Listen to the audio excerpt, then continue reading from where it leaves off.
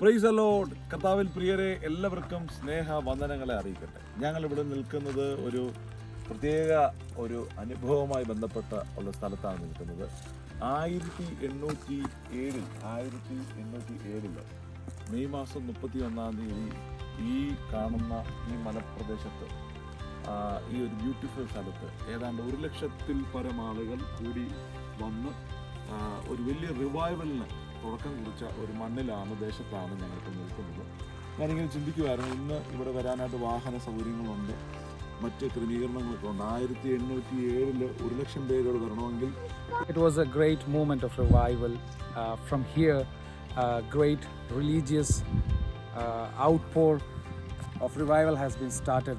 Right now we are at a place, you can see at above, this is a place where the revival had been held. പ്രിയരെ, ഈ വഴിയാണ് റിവൈവലിൻ്റെ അഭിഷിക്തന്മാർ നടന്ന വഴികളുണ്ടല്ലോ. ഈ വഴി നോക്കുമ്പോൾ തന്നെ ഇവിടെ സൈഡുകളിലുള്ള ചെറിയ മലയിടുക്കുകൾ പോലുള്ള സ്ഥലങ്ങൾ കാണാൻ കഴിയുന്നുണ്ട്. വളരെ ബ്യൂട്ടിഫുൾ ആയിട്ടുള്ള ദൃശ്യ ഭംഗിയാണ് ഉള്ളത്. പ്രകൃതിക്ക് ഏറ്റവും ഭംഗി നൽകുന്ന തരത്തിലുള്ള ചെടികളും ലതാദികളുമാണ് ഇവിടെ ഉണ്ടായിട്ടുള്ളത്. അങ്ങ് ദൂരെ നോക്കുമ്പം പച്ചപ്പും ഹരിതാപവും ഒക്കെ നിറഞ്ഞു നിൽക്കുന്ന സ്ഥലങ്ങൾ കാണാൻ കഴിയും. ഇവിടെ കണ്ടോ, ചെറിയ ചെറിയ ചെറിയ ചെടികൾ പോലെയൊക്കെ ഉള്ള സ്ഥലമാണ്. പക്ഷേ ഇവിടെയൊക്കെ 1,00,000 പേർക്ക് ഇരിക്കാൻ കഴിയുക എന്ന് പറഞ്ഞാൽ അത് നമ്മുടെ ഇമാജിനേഷനകത്ത് ഒരിക്കലും ചിന്തിക്കാൻ കഴിയത്തില്ല.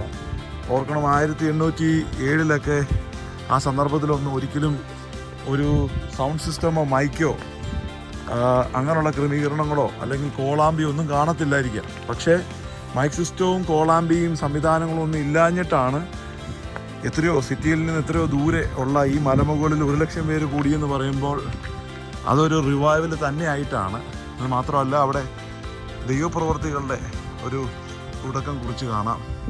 ഈ സ്ഥലങ്ങളൊക്കെ 1,00,000 പേരിൽ പലരും ഇരുന്ന സ്ഥലത്തൂടെയാണ് ഞാനും എൻ്റെ കാൽപാദങ്ങൾ മുന്നോട്ട് നീങ്ങുന്നത്. ഈ സ്ഥലങ്ങളിലെല്ലാം അഭിഷക്തന്മാരുടെ ശബ്ദങ്ങൾ ധാരധാരയായിട്ട് മുഴുകി നിന്ന പ്രദേശത്തു കൂടിയാണ് ഞാൻ ഇപ്പോൾ നടന്നുകൊണ്ടിരിക്കുന്നത്. ഒരു റിവൈവലിന് സാക്ഷ്യം വഹിച്ച മണ്ണിൽ ചവിട്ടി നിൽക്കുന്നത് തന്നെ ഒരു അനുഗ്രഹമാണെന്ന് കരുതുകയാണ്.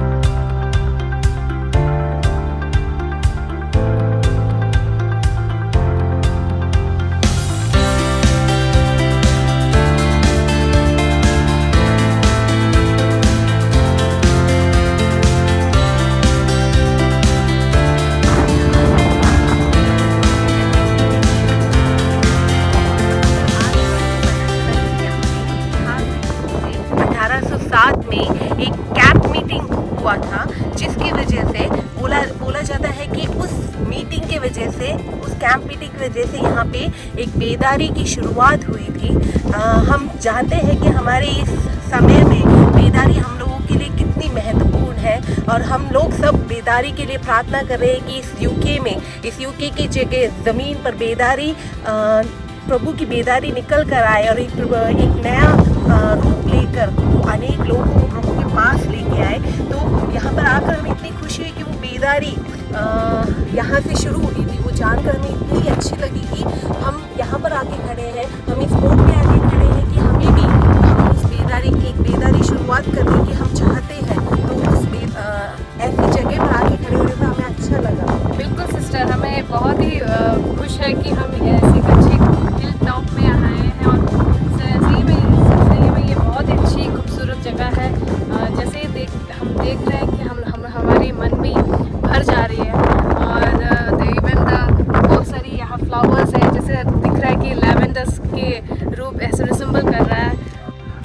We are at a place where William Close and Hugh Braun, they both in 1807 they started a great religious revival movement, and it is now called as Primitive Methodist movement.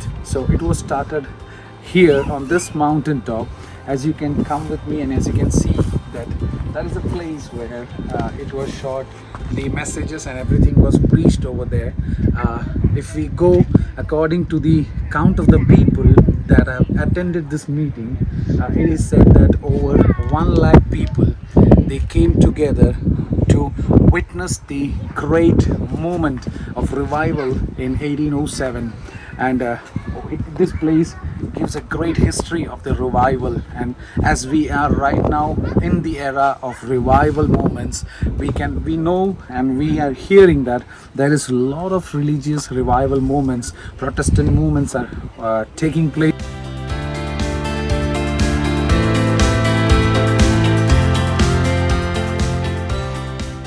അനുഗ്രഹിക്കപ്പെട്ട ആളുകളെല്ലാം തന്നെ ഈ പ്രൊട്ടസ്റ്റന്റ് ആശയങ്ങളുമായി ബന്ധപ്പെട്ടായിരുന്നു എന്നുള്ളതാണ് ഞങ്ങൾക്ക് മനസ്സിലാക്കാൻ കഴിഞ്ഞത്.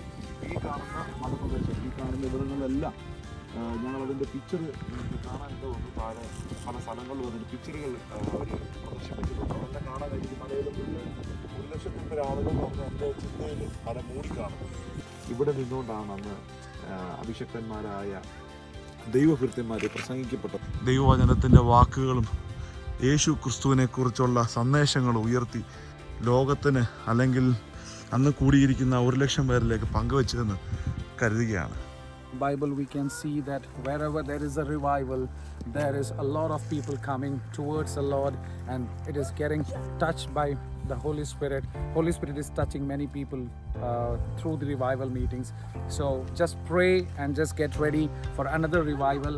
We know and we expect the fire of God will come back again in midst of the people who are in thirst of that thing. So pray together, witness together, and get ready for a great revival of God. God bless you all. Shalom. ഈ ഒരു നൂറ്റാണ്ടിലും അടുത്തൊരു revival നമ്മളെ തേടി വരുന്നുണ്ട്. Bible ഇങ്ങനെ പറയുന്നു, അന്ത്യകാലത്ത് ഞാൻ സകല ജഡത്തിന് ആത്മാവിനെ പകരും എന്ന് പറയുന്നുണ്ടല്ലോ. പുത്രിമാര് പ്രവചിക്കുന്ന അടുത്തൊരു ജനറേഷനെ, അനോയിന്റിങ് ആയിട്ടൊരു ജനറേഷനെ വാർത്തെടുക്കുവാൻ ഈ ഒരു സ്ഥലം, ഇതിൻ്റെ അനുഭവം, ഈ ഒരു പശ്ചാത്തലമൊക്കെ നമ്മളെ ഇൻസ്പയർ ആകട്ടെ. നമുക്ക് ഒരുമിച്ച് പ്രാർത്ഥിക്കാം.